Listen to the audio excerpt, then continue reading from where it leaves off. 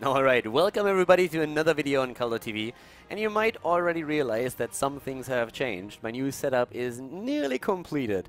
There's still a few tweaks that I have to do with lighting and other things, but I feel that most of the stuff is finally as it's supposed to be. So you should actually see an improvement in quality not only in the video but also in the audio now on YouTube and also on Twitch for the live streaming. This is the first video that I actually recorded with a new setup, so I hope that you enjoy it and you can feel free to leave me comments in the YouTube section if there's anything that you don't like, if there are any problems that you saw, anything that I should still like change a little bit. If I can, I will. And as I said, there's still a few things that I need to do, but I'm pretty happy with the setup. What we're going to see today is a Hero League match where we see a lot of players that are part of one of the professional teams. NaVi and Fnatic, for example, are represented in this match. It's a pretty cool one, has been sent to me by a friend, and I really hope that you enjoy the match. So it's a pretty awesome one. Of course, you are also welcome to leave comments about the match itself. We have a Garden of Terror match, and well, guys, let's not waste any more time and jump right into it, into the game of the day. Welcome everybody to the game on Garden of Terror, a Hero League match where we have quite a few people that have been playing or are still playing for pro games out there in the European scene. To the left side of the map we have the blue team. On this particular scene now displayed as the red team, unfortunately. We have Leoric played by Simple, Mena for Fnatic is playing Khaldor, FECC on Tyrael. We have JPL, a NaVi player on Sylvanas, and as a support in the game we are seeing Uther played by Splendor. To the right side of the map, Bernhard is playing Zeratul, we're having Stürzer on Vala, Peak is playing Malfurion, Eternal on Nazebo, and Nathan on Johanna. Should be a pretty fun game, and one of the things that I want to highlight again is that we are having Splendor currently rocking that new Uther skin and mount, the Judgment Uther. I actually really like this one quite a bit. Maybe a bit overdone even, but I have to say that this is a pretty sick mount. And I mean, they've announced it ages ago, and now finally it's in game, and everybody has waiting for it to arrive. There's so many people that don't even play support that got skin and mount already. At this point, we're having in the mid lane two of the tanks for the blue team. Blue team is playing a double tank composition. When we're looking to the red side of the map, it's one tank plus a melee assassin that the red team is currently running here. Simple already up to the top lane, where we're seeing Stürzer and Peak trying to go straight for him, but Leoric is able to escape in this case. We're seeing down to the bottom lane, again, a bit of pressure against the Eternal, who's very much alone on Nazebo here, and even Tyrael was trying to jump in and do some damage. Coming to the talents, we're having a Seasoned Marksman build for Zeratul, going very traditionally. These days, a lot of Zeratul players are starting to go more into Regeneration Master and also First Aid on level 7.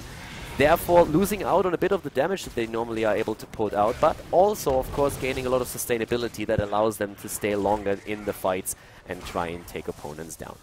Right now, we have still a few rotations from both teams happening, especially with Malfurion rotating down to the bottom. For him, it's going to be also quite nice that he has Innervate as his trade and can therefore make sure that Eternal is going to get some extra mana so that he can spam his spells out and push these lanes back. And that's exactly what they need, especially against the Sylvanas, who of course can always use their own trade to disable towers and forts. The first knight is falling, and therefore the seeds on the map. We're having Mena trying to rush away here, but Tyrael jumps in. It's a 4 versus 4, and they're both jumping in right away, especially with Tyrael up at the front. Bernhard already moving away on Zeratul, and we are seeing Malfurion in a bit of trouble, and so is Johanna, trying to get away there with the Iron Skin, and might be able to escape, but Tyrael goes deep, and they're trying to get the kill. JPL so close, and he gets it. On the other hand, Vala now rotating in and getting the snipe against Tyrael. So it's a 1-for-1, pretty decent trade here. And we still have the fight for the seeds. Splendor down, and the red team with another aggressive move against JPL, who's using the Haunting Wave to escape here. But Eternal is already cutting him off, trapping himself. That didn't really work as intended, I suppose. And down to the bottom, we are still seeing the fight for the seeds. Not even all of the small cans have been taken yet. Up at the top of the map, of course, Leoric was quite busy with the Skeleton Swing, using his AoE to take down some of those seed camps. But it's more or less an even split that we're seeing. JPL again attack, but they turn around and get the kill against Zeratul. Mena is now dying though too. It's a 3 versus 2 in kills, and wow, this game is certainly off to a good start, at least from the observer's perspective. We're having a multi-shot build for Vala, using that also, of course, to have a bit of a counter way against Leoric. So at least Vala, Stürzer here at the top, is able to just like push these lanes back a bit, and Leoric with the Skeleton Swing is not going to have too easy of a time trying to take those towers down. To To the bot lane, we're seeing Eternal, who went on level 4 into the Spider talent. We're also having Malfurion, who went straight into Loon's Grace after his level 1 talent, Moonburn. Moonburn itself, of course, quite nice if you want to take down those seeds, but in general, just a pretty cool talent if you want to have a bit more pushing power on Malfurion. Again, Splendor being attacked here. We have the rotation happening from both of the teams. Those two big Garden Terrors are still on the map, and they are both trying to go for that. Already Tyrael in position here, and it's a 4 versus 4 once again as both teams are moving in to get that first kill. Tyrael or with an escape plan, using a Druid's Might there, but Bernard is already waiting with his Zeratul. He knew that that was coming. Simple is starting to move in with Leoric, turning this into a 5 versus 4, but the red team still doing pretty well. And Vala rotated down to the bot lane too, so they can still go for the fight. Peek on Malfurion had to retreat, but Leoric goes down, taken out here. He's going to be back in a flash, of course, but it is still a slight lead that we're seeing now for the red team. They start to establish an advantage in experience and have on level 7 now follow through taken for Zeratul, who went, of course, for focused attack on level 4. Malfurion so far going for a heal build with the Enduring Growth. And Sylvanas in trouble. JPL jumping away. He went for Envenom on level 4, which is not really all that common anymore. We have a few... Well, actually, it's like still the traditional talent to take on Sylvanas on level 4, but by now a lot of Sylvanas players are starting to switch it up a bit. Paralyzers, for example, a talent that you can take. Envenom, not as strong as it was in the past, has seen a few changes in the recent patches, and therefore you see a lot of players starting to switch the talent out. But on level 7, it's still the unstable poison. Good kill against Tyrael here. Battle momentum for him, but that didn't help him in this case.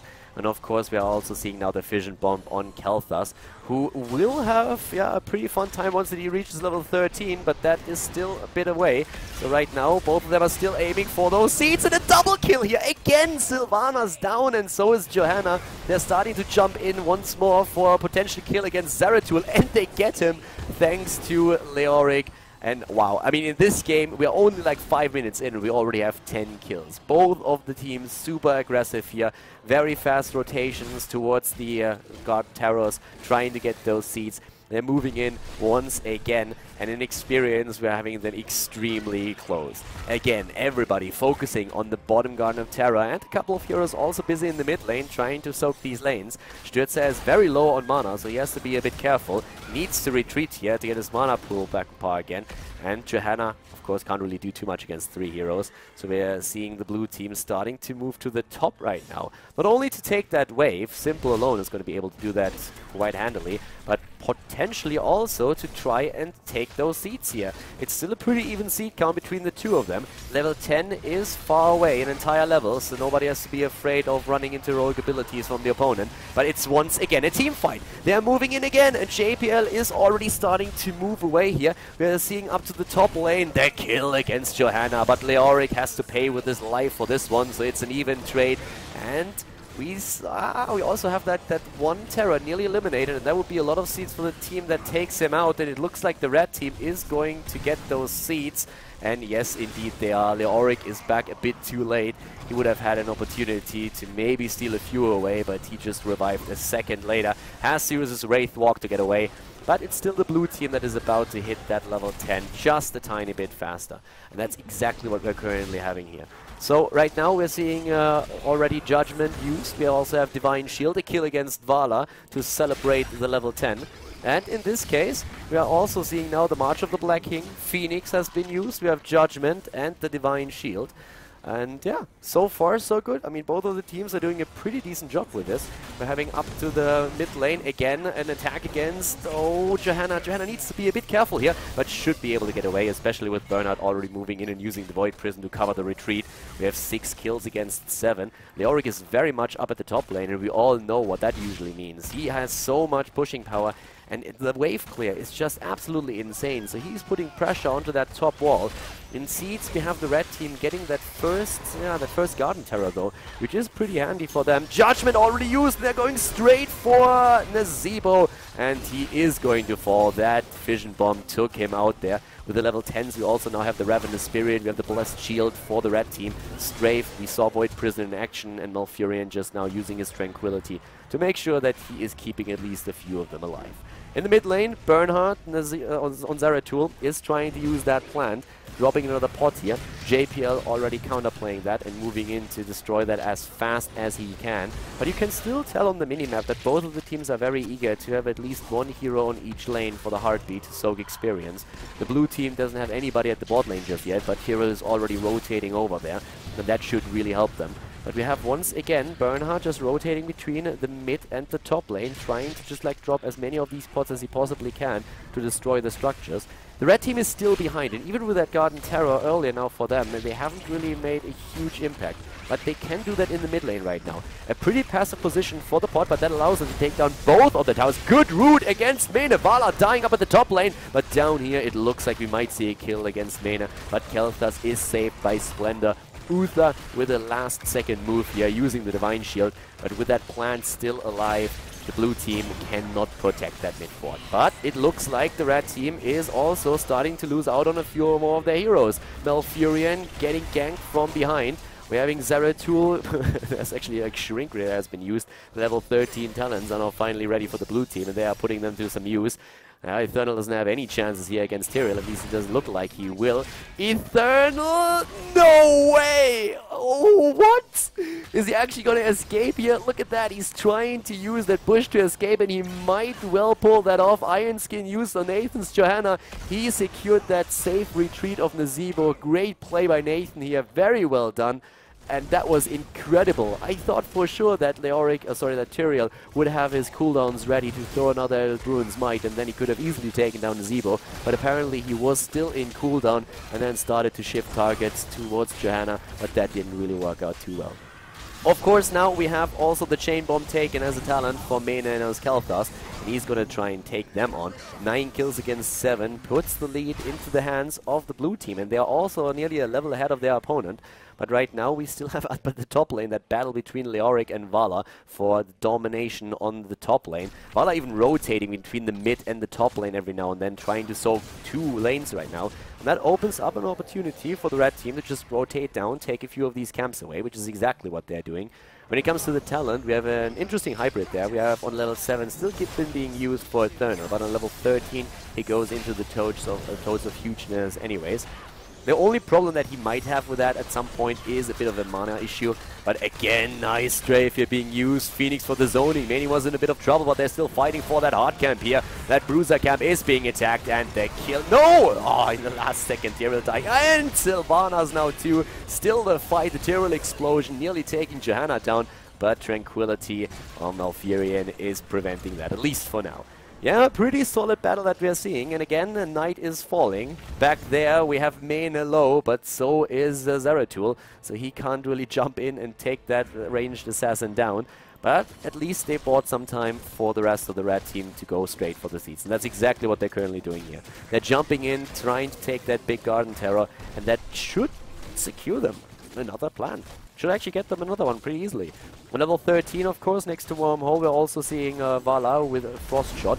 Great talent if you're going for a multi-shot build.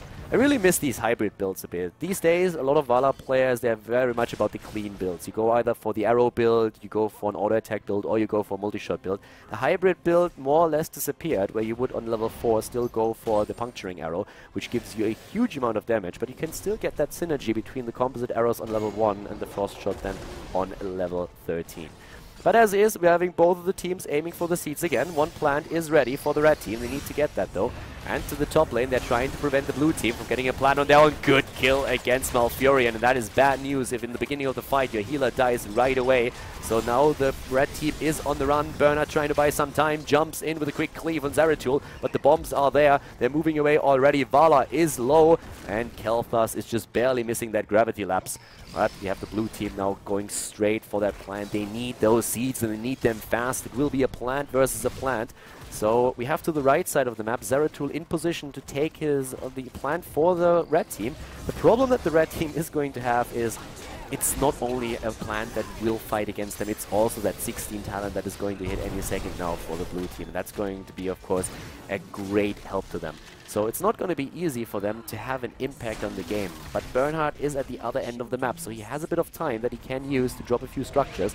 and that actually gives them level 16 now as well. So we have both of them on the same talent. We're seeing on 16 now the double bombs taken. Rending Cleave is a very popular talent for Zeratul players these days on 16. You have Tenacious Roots, the Leaping Spiders for more damage on a Zebo, and in the case of Johanna, it is right now Fanaticism. So that's something that they can also use in these fights to keep Johanna alive a bit longer. When we're talking 16, one of the most important parts is of course that Arcane Barrier. Tyrael with a last second judgment there, I'm not quite sure what that's going to do for him. But Tranquility of Malfurion is already negating all the damage that he was able to dish out. Better safe than sorry, that's what Peak was thinking here. And he just said, you know what, if you are actually willing to sacrifice your judgment in the last second before you die, then I'm okay using Tranquility here and heal everybody up. Benediction on Uther is also going to be a great asset to the blue team, but right now they are eating dirt. 10 kills against 12, and the red team is trying to go for the first kill on the keeps. Up to the top lane, on the other hand, we still have that blue garden terror. Simple just did, well, he did what Leoric does. He ignored the rest of the team. Just said, like, guys, I'm going to be at the top lane. See you later. And he's actually doing a lot of damage here. He could potentially take down that keep. The bot keep has already fallen, so the red team was at least able to destroy one. And they're rotating into the mid lane to continue the job. But as it happens, Leoric is going to claim victory at the top lane as well. The red team by now in the lead, level 18 versus level 17. Leoric, of course, wraith walking it away. Easy peasy. No problem there for him. But it's still a pretty cool game here. I mean, at this point, we're having 10 kills versus 12, right? We have a level 17 versus 18. Not too big of a lead for the red team, though. A lot of camps now also on the maps, and both of the teams are very eager to, of course, get at least the camps on their own side. But when you look at the seed count, it's incredibly even. 35 against 25, that's no problem whatsoever. So the next night is going to be absolutely crucial for both of these teams. It's going to be interesting who's going to take the lead there. The double warrior setup so far has been doing a pretty decent job for the blue team. But if they have one of these team fights, then of course that Wailing Arrow has to be on point, and also Kalthas with those chain bombs. Zeratul is the one that they have to be careful about. Arcane Barrier on level 16 is going to help Kalthas quite a bit to stay alive, to stay safe. But it's not going to be... oh, they need a bit more than that. Divine Shield on Leoric already used. That's an ability that they can't use anymore here in that next fight. Bernhardt is jumping in, and they're trying to go for Leoric. The red team is on the hunt, and they are eager to take down Leoric. The first tank is already gone. Oh, he Judgment straight into the Void Prism. Did you guys see that? Void Prism is down. Tyrael is trying to Judgment, but he hits the Void Prism, and therefore his heroic ability gets negated. Ravenous Spirit not really doing anything, but there's the kill against Sylvanas, and also the kill against Uther. A double kill for the red team. They lose Johanna in the process, but they still find themselves in a 4 versus 2 situation. They could try and force that mid keep, I suppose, but Night is falling, and that allows them to go for the seeds, and as long as they are able to catch a lot of those, they should be fine. Nice Gravity Labs attempt by Mene here. That also, of course, pushed Zeratul back. You have them jumping in against Eternal. Eternal a bit out of position here. Phoenix used, and they get the kill, but what about Leoric? He survives the spike. No, he does not. He does not. In comes Zeratul, and with the double bombs, Leoric gets eliminated. These guys, I mean, they're trading in every single fight that they're fighting so far. Jumping in, jumping out, a bit of damage here. Kill versus double kill, 16 versus 12 in total. And Zeratul is just like trying to farm as many of these small camps as he possibly can. The same goes also for Stürzer up to the top. We have Vala trying to take another small camp. Should probably go back right now. I mean, it's not only a problem of the hit point pool, but also without mana, you are pretty much useless in such a scenario. It's still 82 seeds against 37, so pretty solid situation here for the red team now, and of course their biggest asset is level 20. We have the Annihilating Spirit now. We also see Indestructible as a safety net for Johanna, and Storm Shield on Malfurion is a great talent either way. In these team fights, especially when you are having a few area of effect damage spells coming in, like for example Chain Bomb, then this is just a super valuable asset to your team fight. Of course, Rewind on Zeratul, who would have thought, duh. And we're seeing Blink for Vala, which is going to give her a bit more safety. The problem that the red team has is that with that plant, oh my god, 3 seeds are missing. No way. There's one right here, but they need to steal a few more away, and oh my god, that's bad news. Uh-oh, that's a plant against no plant, and with level 20, okay, I guess like the blue team is going to hit level 22, and yes they do. They have level 20 now as well, but still.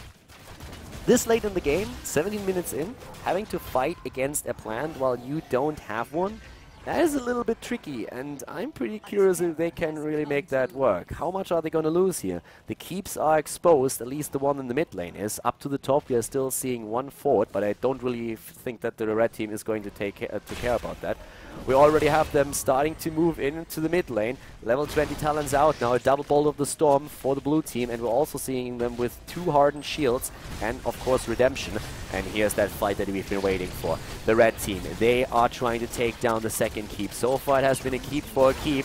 In the trade, 16 kills against 12 still, and the red team is pushing in. Stürzer from the backline with his multi-shots, always trying to slow them down, using that frost shot on level 13. We have immediately a shrink ray used against their plant, but they are going to get that keep without any difficulties whatsoever.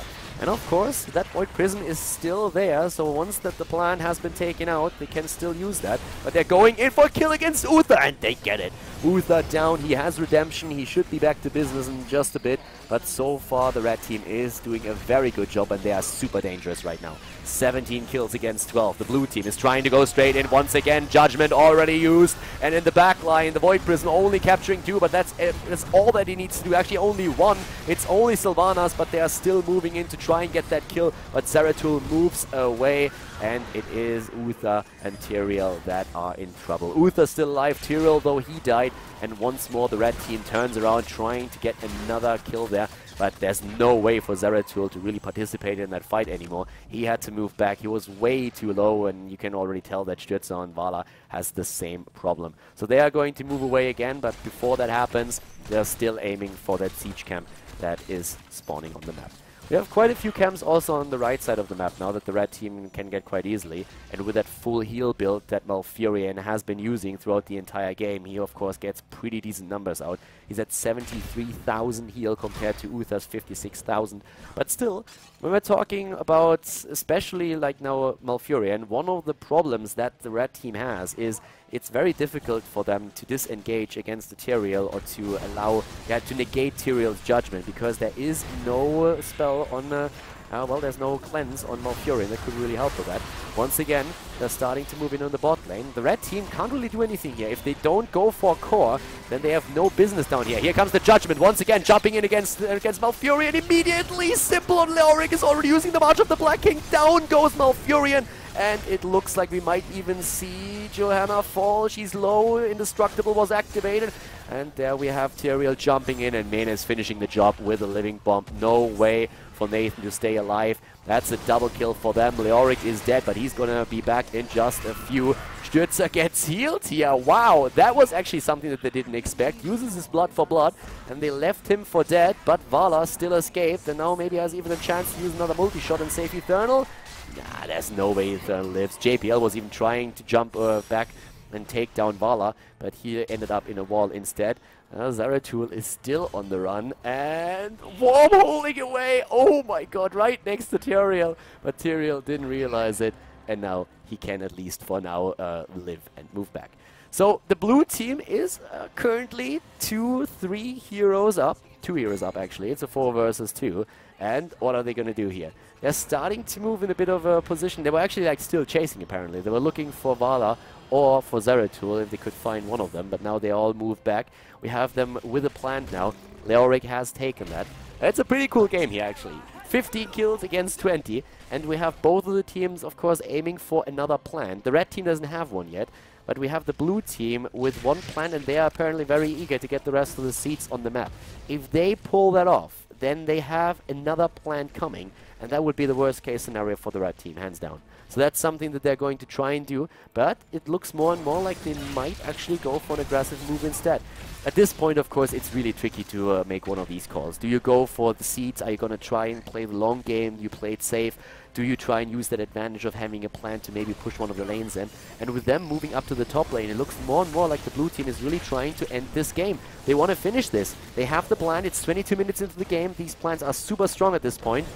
Simple is going for it. Judgment already used. Malfurion is in a bit of trouble, and he is immediately using Tranquility. Eternal with an Annihilating Spirit in the back line, and he is trying to push them back. But Splendor is still going for that core, and so is JPL. Already the kill against Uther. That's not going to help them too much, though. And the core is going down 80% on the core at this point. The plant is also down, but we have everybody still trying to focus down the red team score. 50%. Uther is dead. Khaldor is also dead. Everybody about to die, but only 20% on the core for the red team. They're in so much trouble right now. Leoric is still alive. 10%. The catapults are everywhere. 1% on the core. What on earth? 1% on the core, but Leoric is still there. Once Leoric is back, he can finish the job solo. The entire team was wiped, and the red team is just saying, guys, now or never. They have to go for it. They have no chance. As soon as Leoric is back to business, he is going to finish the job. He's going to finish that core off, but the red team is going to try and take him down right now. The catapults are already attacking the core of the blue team. It's down to 80%. It's going to lose hit points so much. Leoric, he's going to be back to business in just a second. But at the same time, the red team goes for it, and they take it. 1% on their own core, and they move in, they claim victory, and they decide this game in their favor. Great job here, and congratulations to the red team. Alright, pretty sick ending here, actually. Like, the red team was doing a great job defending that core against the blue team, but it was like only 1%, and we all know how annoying especially Leoric can be. If he has the March of the Black King up, he just uses that skeleton swing, uses the March of the Black King, and that core would have fallen. The blue team, in this case, was of course well aware of that, but the red team, they had one opportunity, one chance, and they took it. They crossed the map, and they just barely finished that core before Leoric was back to business.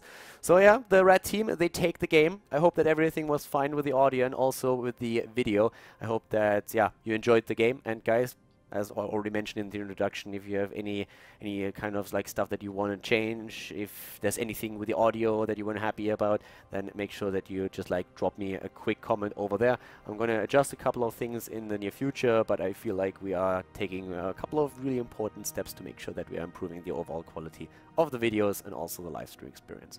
So yeah, thank you very much for tuning in today. If you liked the video, give it a thumbs up on YouTube, and I see you guys soon with more content here on Khaldor TV. Have a great day, and bye-bye.